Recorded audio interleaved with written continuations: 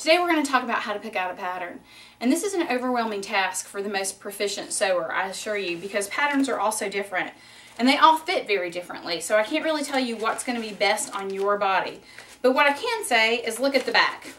On the back of a pattern, it has all this information. It says bust size, and you go over here and you look for your bust size, and then it has the number size pattern you should buy. This will not in any way correlate with what you buy in a store. If you are a size 6, be prepared to buy a 12 or 14. They are completely different patterns are completely different sizes than what we see in the store. It kind of goes back to 1950s where smaller people, and that's kind of where your pattern companies came from. As we've gotten a little more advanced and have a little more money, we've ran into vanity sizing in the stores where they have changed the sizing to be smaller numbers to make people happy. And it does make me happy. But what you want to do is follow this chart exactly. And if you are buying a pattern for your upper body, you're going to measure your bust. That's going to be your most important measurement.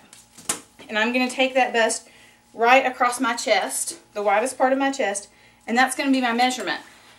If I'm buying a shirt, that's the measurement I care about. My waist measurement I'm not terribly concerned with, because we can adjust that based on the chest. But if you don't have enough room to get around your chest, that's a big deal.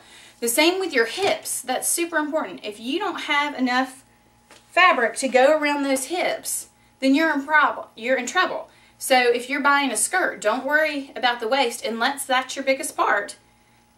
You worry about your hips. But if your biggest part is your waist, then you're going to buy for your waist. Always think about what's going to be the larger in a dress. Is it hip? Is your waist? Is your bust? Whatever's the biggest, buy the dress for that. Now, when measuring your waist, I want you to take your measuring tape. You're going to do like this so you get it to the skinniest part of your body. And you're simply going to measure. That's the skinniest part of your body. That's your natural waist. And that's what the pattern is asking for, a natural waist.